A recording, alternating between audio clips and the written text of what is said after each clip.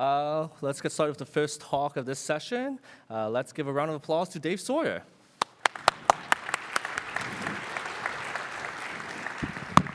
Thank you, David. We have like the David's Club going here.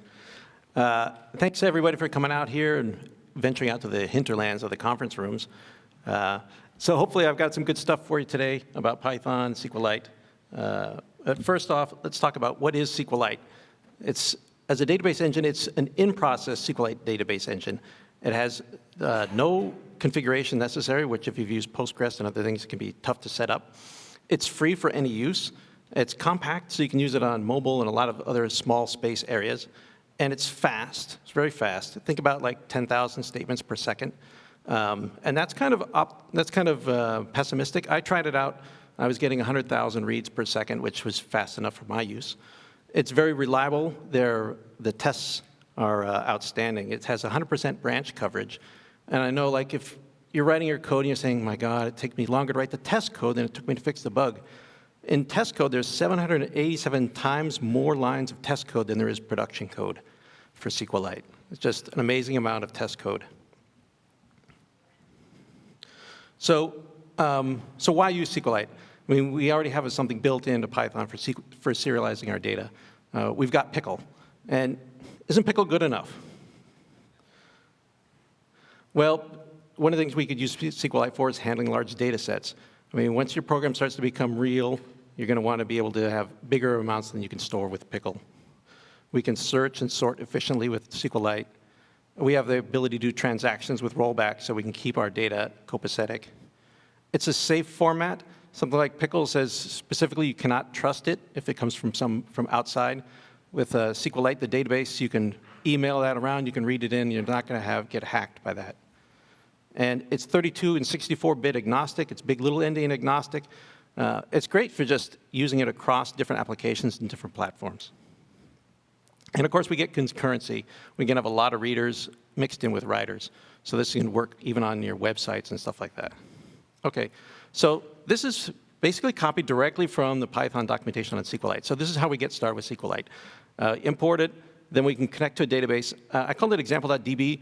You can call it anything you want. The .db is just my convention, but you could make your own file format, .zap or whatever. We make a cursor, which allows us to read and write to this thing. And on that cursor, we're going to execute a create table, make a table with a stock, a text, the symbol, quantity, and price. And then we'll insert a row, which is take from the same example. Then we're going to commit that change, and then we can close the connection, which we don't have to, but if we're done, we can close the connection. It's pretty simple, right? Or is it? There's actually a lot of little gotchas that are right here in the very first sample of how to use SQLite. The last one, let's start from the bottom, where it says, don't forget to commit. This is something that catches a lot of people. If I don't commit, then that's going to sit there, and when my program exits, the changes won't happen. People say, what happened to my changes in my database? Nothing went in. You have to remember to commit. But also think about this. If this were to raise and you continue on in the rest of your program, that change is still sitting there. And then when you make some other change and commit it, both of those are going to go through. That's probably not what you expected. And so what we really want to do is say something like, this should all be on a try finally with a commit. And if it raised an exception, what do we want to do? We want to roll back everything. So we want to say, if there was any exception, let's roll it back. If there's no exception, let's commit it. And we want to always do that at the end. The other thing that this sort of lets out is we're doing 2 executes in a row here. And the default mode in SQLite is to auto-commit. So when we start the second write, it's going to automatically commit the first one, which is also probably not what you expected. You know, if you forgot this thing, you'd find out that one of your commits happened and the other one didn't. So we might want to change our transaction model so that we can control when we do our commits and when we don't. So the first thing we want to do for this to control our things is there's a context manager that SQLite provides for us. And this is great. This should be like headlines. Contains context manager. So the context manager, you've seen in other talks probably, you write a bit of code, and if you say at the end, I want to always do this, and if there's an exception, I want to do something else. So the context manager, the connection that you get from connect, can serve as a context manager. And so the code that we write inside with connection, if there's no exceptions, it will commit it. And if there is any exception, it will roll it back. So in just one line, we've made it cleaner and nicer, and it's doing a lot more stuff for us automatically. So, and then the other thing that we have is we created a cursor, and then we could close it when we're done with it and execute stuff on it. If you say connection.execute, it will manufacture a temporary cursor for you, then execute that stuff on you. Now, what it doesn't tell you in the documentation is it returns you this cursor so that you could go ahead and use it. So this cursor convenience, I call it more of a convenience in quotes, because you really want to close that cursor as soon as you're done with it. When you have open cursors, if they're a cursor that's been writing, nobody else can read until that cursor is closed. Or if it's been reading, the writers all have to wait till the readers are done. So you really want to close it off. Okay, so that sample code, we want to sort of get real. And that means, I want to make like a real class that does updates, lookups, and stuff that we could use, not just some code that we see like on our doc screens. So the first one I did here was just a SQL value, because you notice when we wrote here the values are hat 100, we can print those things out, but we have to quote the strings. That's the only difference on that first part. And on the stock, I have the symbol, quantity, and price. And when we get a value back from SQLite, it'll come back as a tuple. So I made a little from row thing to create a stock. But this is just some little utility thing. And now what we can do is we can make a stock class, and we can hide that connection inside it. So we'll just connect to the thing and make that our first thing to create a database. Our create table, now what we can use is closing, because remember, when we get this cursor, we want to close it as soon as we're done. From context lib, you can use closing, and we'll call inside that with, it'll call the code, and then no matter what happens, we'll close it afterwards. It's just like the way you would use files now. Nobody calls file.close at the end inside of a finally. You say with file, and then you read it, and then it always closes at the end. That's closing for you.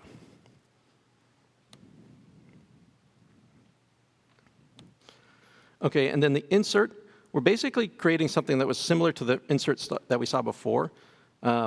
But because dictionaries, I'm iterating out the values of the dictionary. A dictionary can come out in any order. It's not guaranteed. And so what I did is I put the keys and then the values, which is a legal SQL statement.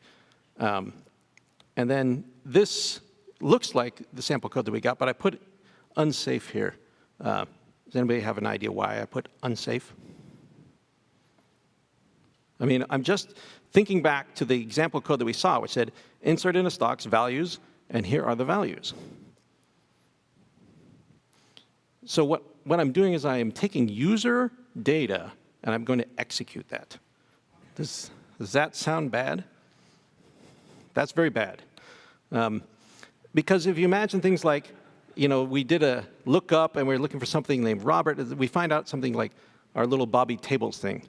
So it closes that off. This is pretty clever. They have a dash dash at the end of his name to make the rest of that statement a comment, so it doesn't cause an error.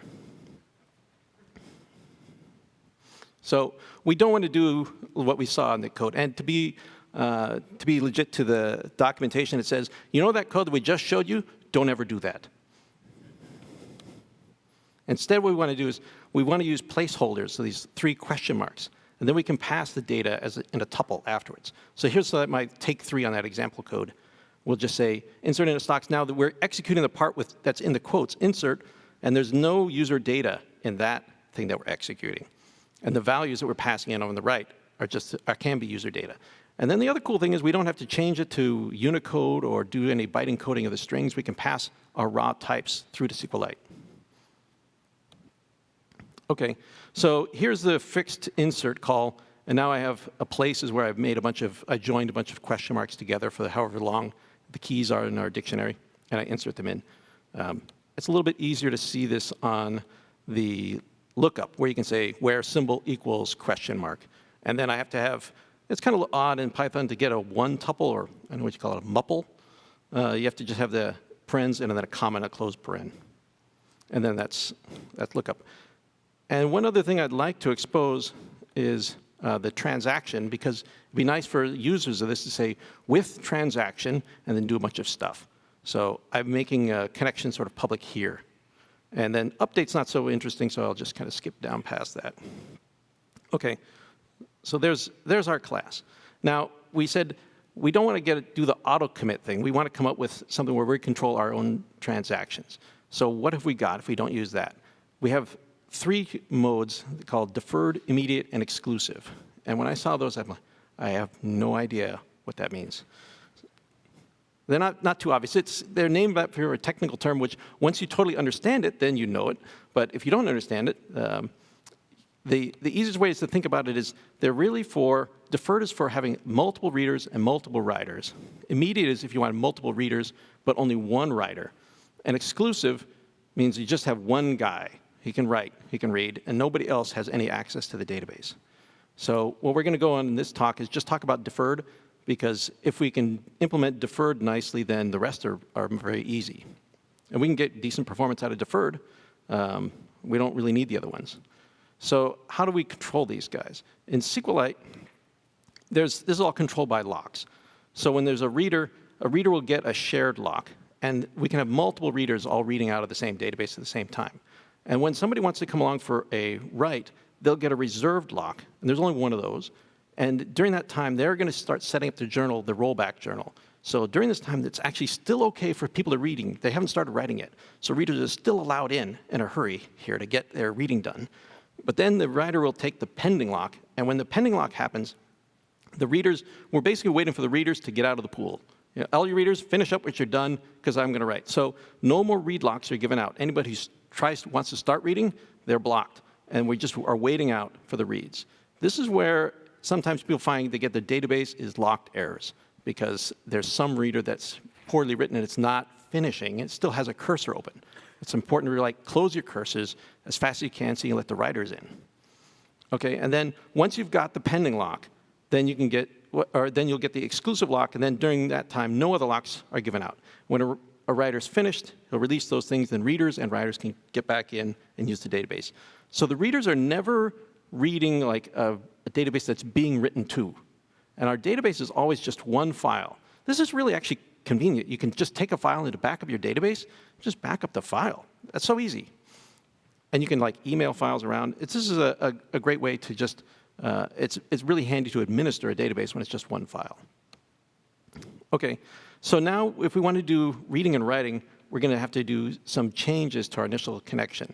So I added here where instead of just connecting to example.db, we're going to do two other things. We're going to say check same thread equal to false, and I'm going to change my isolation level to deferred from the auto commit. So check same thread. If you look it up in the documentation, it's strangely missing. I put in a patch for this, so hopefully it'll be changed soon. So what check same thread is, you need to have in SQLite 3.3.1, which is over 10 years old, they allowed you to use the same connection on multiple threads.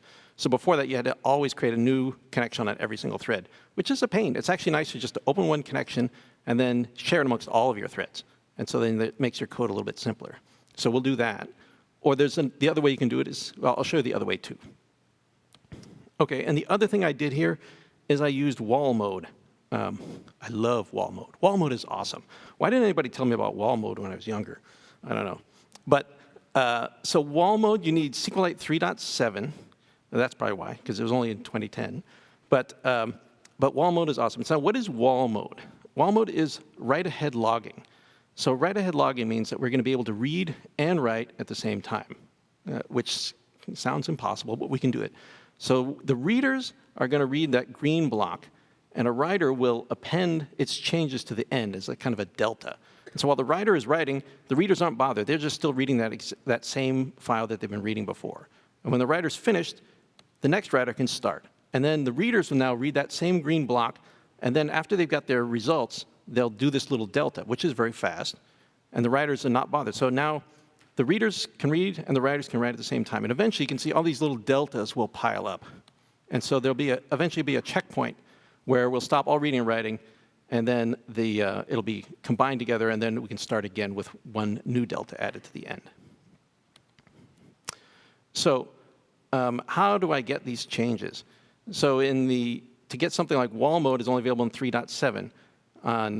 In Windows, you'll have SQLite is not part of Windows. So Python, being batteries included, will install SQLite for you as part of Python. And then when you install your application, you're probably already copying over python.dll, and you'll also have to copy over the SQLite.dll. So how do you upgrade? I was thinking this is going to be a major pain. I'm going to recompile Python or something like that. No, all you need to do is grab the latest DLL and drop it in, and it works totally compatible forward and backwards with all the database files. So it's super easy to do that. And on Mac, you already get Python, you get SQLite for free. It's already built in there.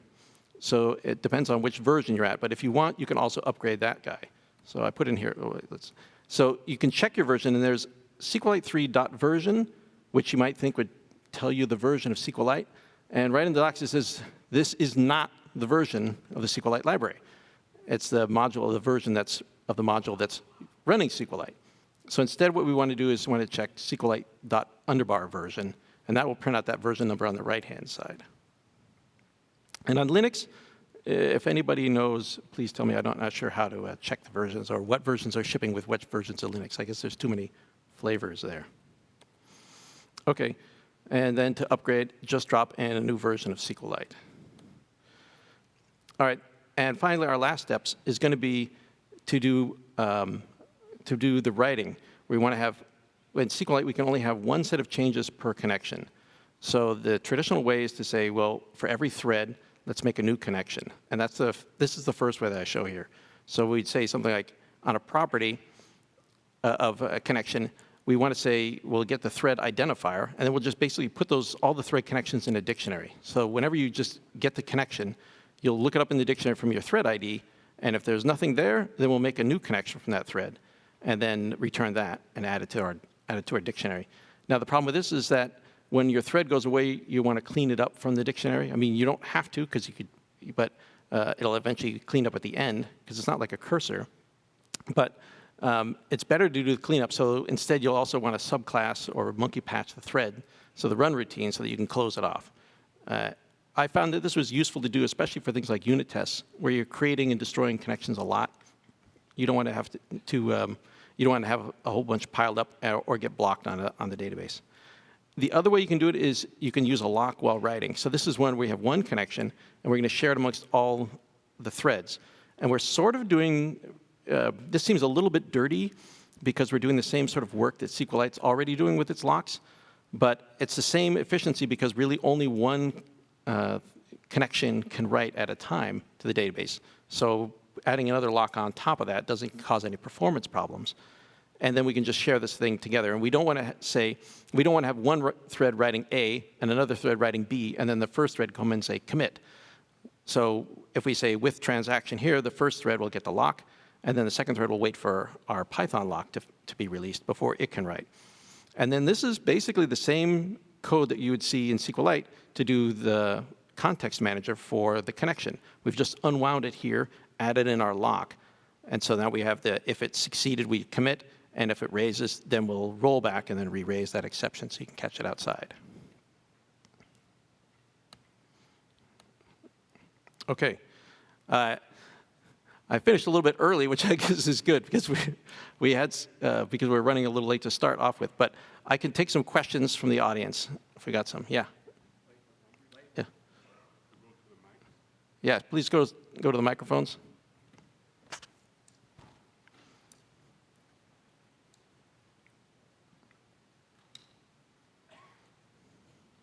Anybody who has a question is coming to the mic. Thank you, Alex. Hi. On the very last slide, when you're talking of making a connection per thread, why not use thread local storage? Why not use? Sorry. I'm very scared about different threads adding to the same non-TLS dictionary, because that will eventually crash your program, unless you put a lock around it. And why bother when you get thread local storage for that? So the question is, why not use thread local storage for the dictionary for each thread? I found it easier with one dictionary, and the dictionary operations are already guaranteed thread safe. There's a number of operations that are atomic in Python until the next. Two dictionaries adding different keys in Python 2.7 is not thread safe. If you add to a dictionary, that adding to one dictionary is an atomic operation, so I can do that one safely. I guess I could put another lock in there to be thorough and say, like, perhaps in the future, if this is JITted, it won't be atomic. But a lot of things like list.add are already atomic in Python. That the GIL will prevent 2 threads from doing it at the same time.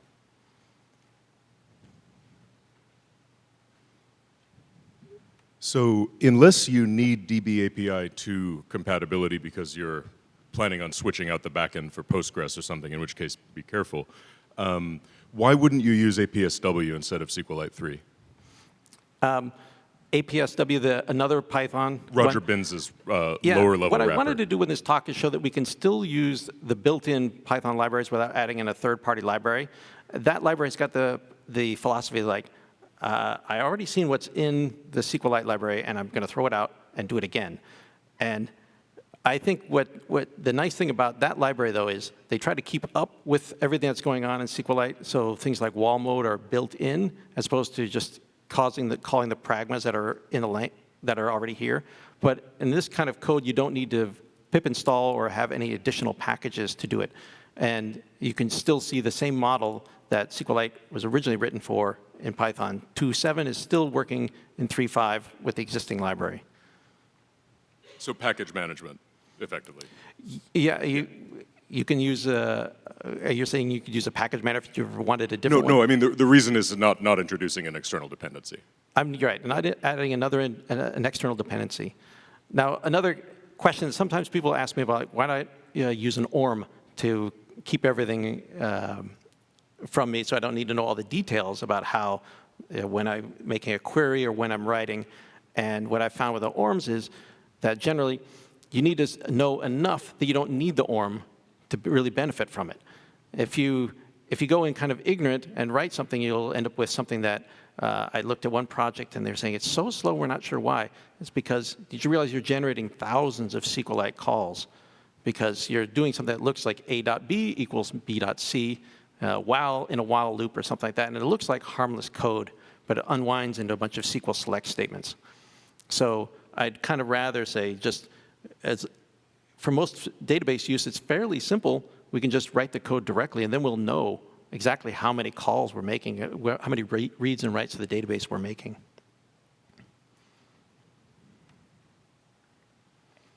With wall mode, as you had showed us, what is the advantage of not having the auto commit?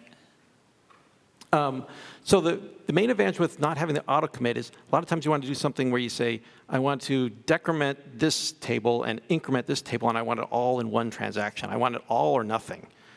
So you don't want to have this one write statement end the previous write statement. You want to say, I want to write, and then now that if I got all that, then I want to commit it as a whole. And so we don't want, you can get a bug where you might have half of a transaction went through if you were surprised by an auto commit. And that's applicable to everything, say PHP or Java and Android? The auto commit mode is the default in SQLite. So yeah, usually I immediately switch it over to deferred. And some people recommend immediate, but I think you can still use deferred because immediate will only let you be the writer and nobody else can be the writer. Thank you. I once used a SQLite in an NFS system, and it became extremely slow. I look up online, and it says something about it's probably because of locking system. So do you have any comments on that? I'm not sure what made yours run really slow due to locking, but it can be slow if something is reading and it's not letting go of a cursor. Typically, it might be something like maybe you're reading through a long table, and for every row, you're doing something that takes time, or it's like a synchronous call to the operating system. And that would slow you down. Because while you're reading, nobody else can write to it. They can still read, but they won't be able to write. And so if you're trying to write in there, then you might be blocked. I'm just trying to create a new table, just inserting a bunch of things. Yeah, creating a new table should be super fast. Yeah. Another thing you might try, SQLite supports an in-memory model. So you can, if you open the database and it's named : memory : then it's in memory. And actually, this is a pretty good use as say like a sorted dictionary or other kind of sorted collection, because you can then use your SQL statements on it. And it never actually ends up writing anything to disk. That's all the Q&A we have. The next talk starts in this room at 2:35. Let's give Dave another round of applause. Thank you all.